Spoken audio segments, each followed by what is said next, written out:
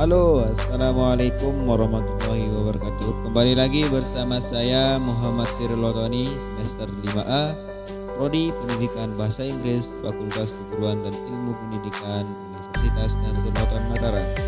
Kali ini saya akan menjelaskan materi tentang frame theory, yang dimana framing terkait tradisi agenda setting, tetapi memperluas penelitian dengan berfokus pada esensi dari isu-isu yang dihadapi, bukan pada topik tertentu.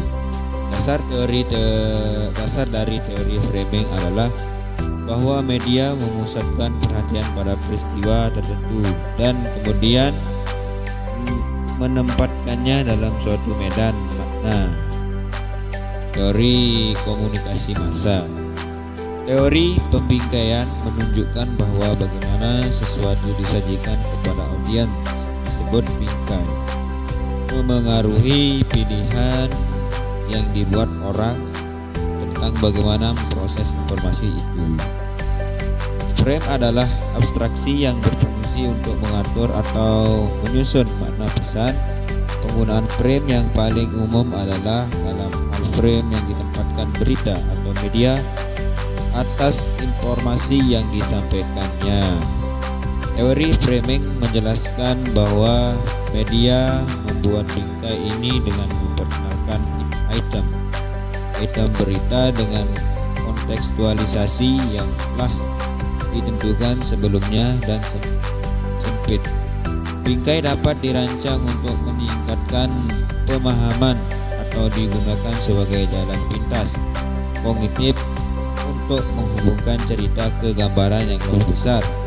Untuk dapat mengidentifikasi pembingkaian dalam berita, framing menjelaskan bahwa media membuat bingkai ini dengan memperkenalkan item berita dengan kontekstualisasi yang telah ditentukan sebelumnya dan sempit. Bingkai dapat dirancang untuk meningkatkan pemahaman atau digunakan sebagai jalan pintas kognitif untuk menghubungkan cara ke gambaran yang lebih besar. Untuk dapat mengidentifikasi pembingkaian dalam berita, mengidentifikasi 4 cara populer untuk membingkai berita. Yang pertama, konflik antar pihak dapat diprioritaskan berlawanan dengan keputusan aktual yang dibuat. Kedua, human interest atau personalisasi, menyajikan cerita dengan wajah manusia. Kepribadian dipromosikan melalui aspek yang lebih penting. 3. Konsekuensi bisa sangat luas. Jenis bingkai yang pertama yaitu spesifik, misalnya melaporkan tsunami Asia dikaitkan dengan konsekuensi berapa banyak kematian lebih lanjut yang mungkin terjadi jika bantuan tidak diterima dan masalah tanggung jawab. Kedua, generik, misalnya konflik dan permainan politik yang bertentangan dengan kerangka nilai.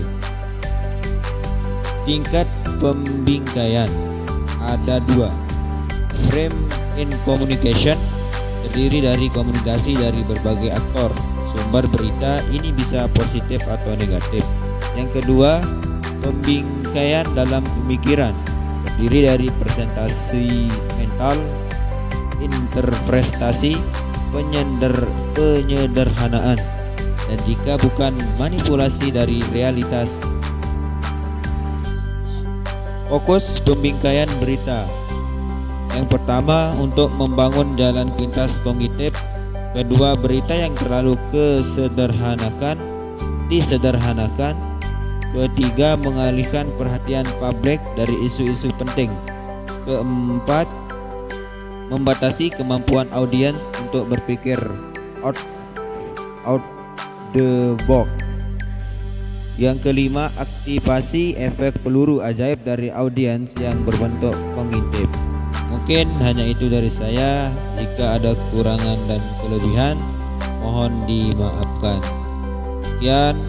Assalamualaikum warahmatullahi wabarakatuh.